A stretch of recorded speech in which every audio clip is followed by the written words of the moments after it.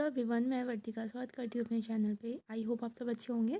तो DSSP की NIO summary की ये नेक्स्ट क्लास है, जिसमें आज हम लोग हेरिडिटी एंड इन्वायरमेंट वाला चैप्टर कंप्लीट करेंगे। छोटा सा चैप्टर है। इस चैप्टर में डेफिनेशन बहुत सारी हैं, किसने कौन सी डेफिनेशन दी है उनके बारे में आपको पता होना चाहिए, तो उसको हम लोग समझेंगे। इससे पहले मैंने चाइल्ड डेवलपमेंट के ऊपर वीडियो अपलोड की है, उसको नहीं देखा तो देखिएगा। पूरी प्लेलिस्ट का लिंक डिस्क्रिप्शन में है, आप देख सकते हो। ठीक है, तो चलिए स्टार्ट करते हैं। तो एनआईओ समरी पढ़ना इंपॉर्टेंट है, क्योंकि DSSP के प्रीवियस ईयर पेपर में देखा गया है कि एनआईएस से बहुत सारे क्वेश्चन पूछे गए हैं। एनआईएस की जो बुक्स होती हैं उन्हीं से पूछे गए हैं, इसीलिए मैं यहाँ पे समरी प्रोवाइड कर रही हूँ।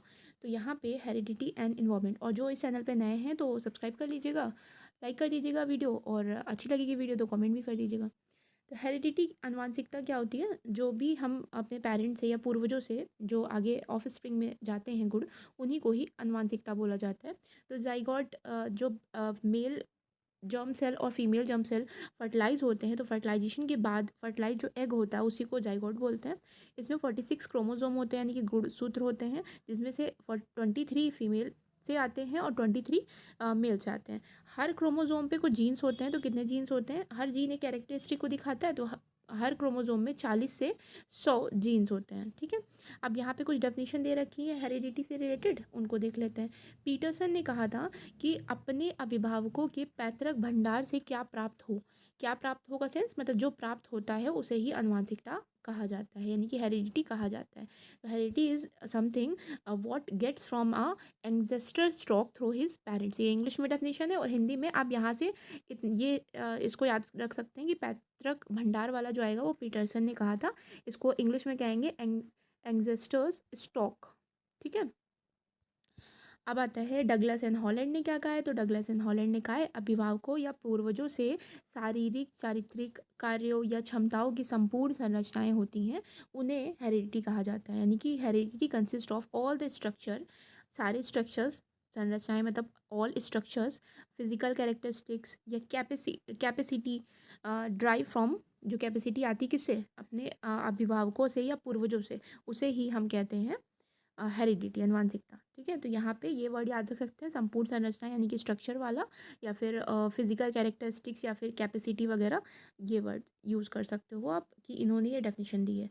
एफ एल रच ने क्या दिया था? एफ एल रच ने दिया है टोटलिटी ऑफ बायोलॉजिकली, बायोलॉजिकली को हिंदी में ही जैविक कहेंगे, जैविक रूप से संचारित कारकों जो शरीर की संरचना को प्रभावित करते हैं। तो उस मतलब टोटल सम जो जैविक रूप से ट्रांसफ़र होते हैं ऑब्वियसली कहाँ से होंगे, मतलब पूर्वजों से, और ऑफ स्प्रिंग में जो आते हैं तो जो शरीर की संरचना को प्रभावित करते हैं, स्ट्रक्चर ऑफ बॉडी को प्रभावित करते हैं, इन्फ्लुएंस करते हैं, उसे हेरिडिटी कहा जाता है। तो स्ट्रक्चर ऑफ बॉडी यूज़ कर सकते हैं, या टोटलिटी ऑफ बायोलॉजिकली वर्ड का यूज़ करके आप याद कर सकते हो कि इन्होंने ये डेफिनेशन दी थी।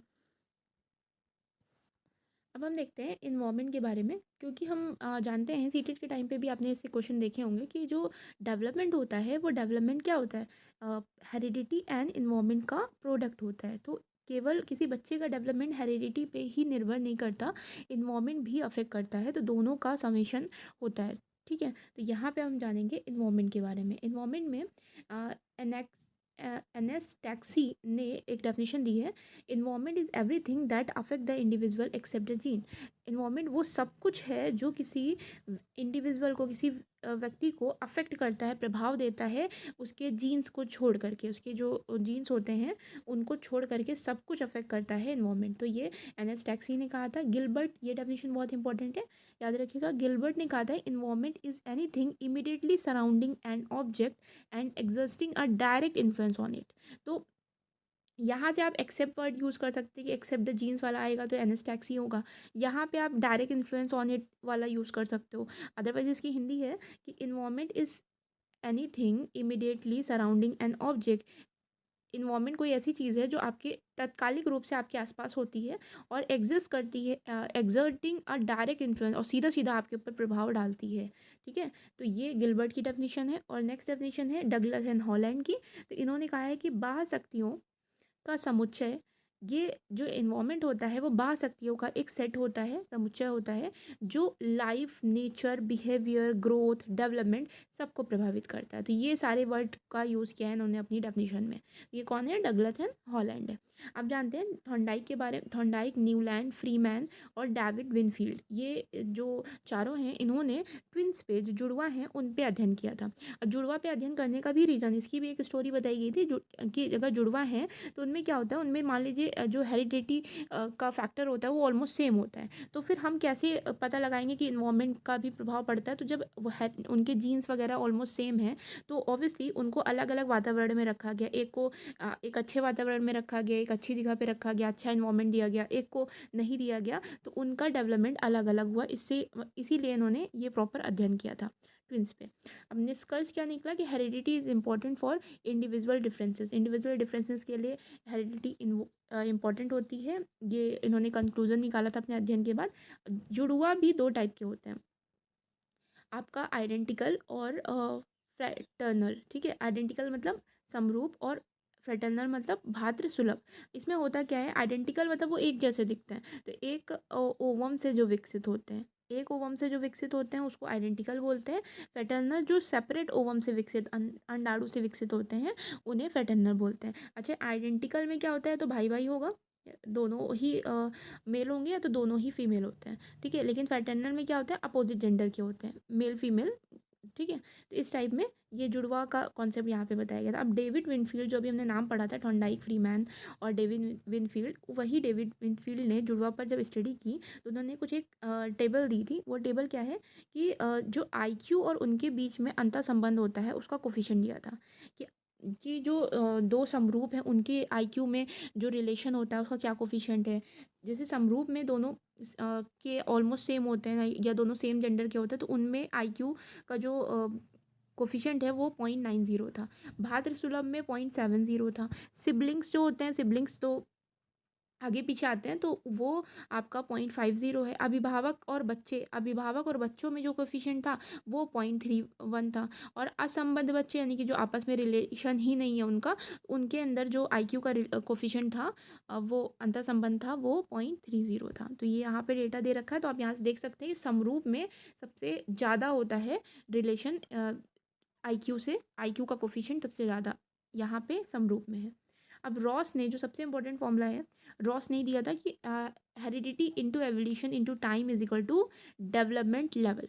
कि हेरिडिटी और इन्वायरमेंट का जो प्रोडक्ट है और टाइम के साथ, उसी को हम कहते हैं डेवलपमेंट लेवल। ये किसने कहा था? रॉस ने कहा था।